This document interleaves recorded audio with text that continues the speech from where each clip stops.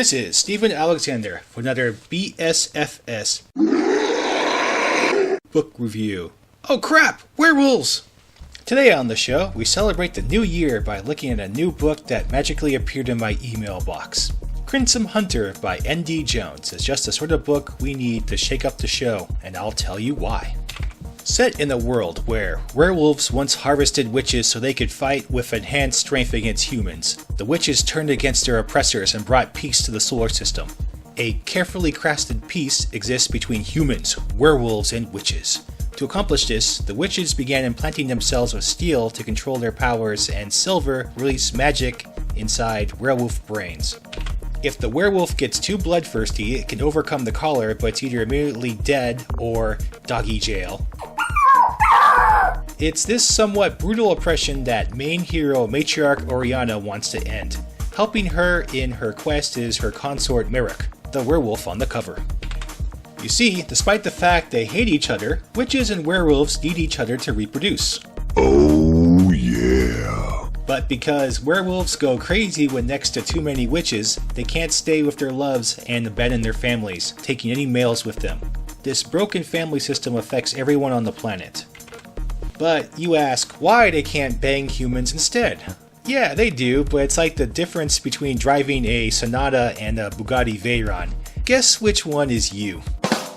Point is, Merrick and Oriana believe in their love so strongly that they desperately try to find a way to spare their daughter from the unbalanced choices their parents had to make. What did I like about the story?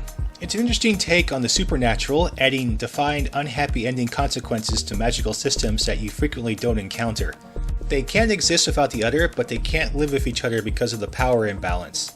It's akin to the vampire-human romance, but even worse.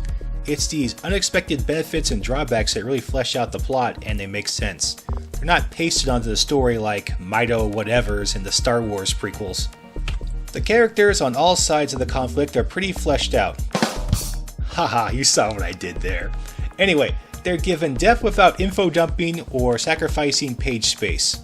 And most importantly, they affect the plot consequentially rather than being mini-bosses.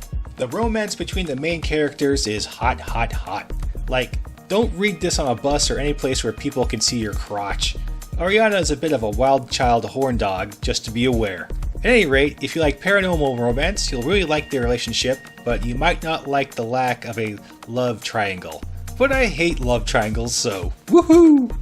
What didn't I like about the story? There wasn't much I disliked. I didn't see any glaring errors or obvious plot holes. I can only really think of two. Number 1.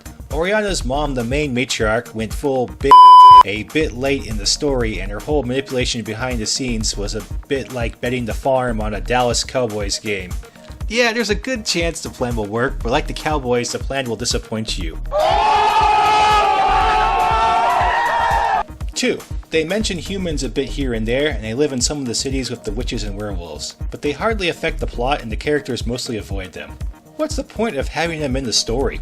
Plus, I doubt the human population would tolerate a witch versus werewolf war in a major city. At the very least, the citizens would arm themselves if wild werewolves were on the rampage. My recommendation. Probably my favorite novel of the past year, though it's not quite a page-turner like the Land stories were, but it is right up there with Mostly Human. I think it's even a little bit better in some ways than Mostly Human. I recommend this story for adults with a Howl at the Moon score of 5 out of 5 stars. Who needs lame, lovely, nubbly not Twilight romance when you've got the fullest expression right here? Check this out if you've got a chance. Before I sign out, I suggest taking a look at the Chronicles of Renfields regarding Koesku, which I think is in the same vein. You saw what I did there. Anyway, it's the same style as Crimson Hunter, and it ups the kink if that's your thing. Anyway, that's all for this week. See ya.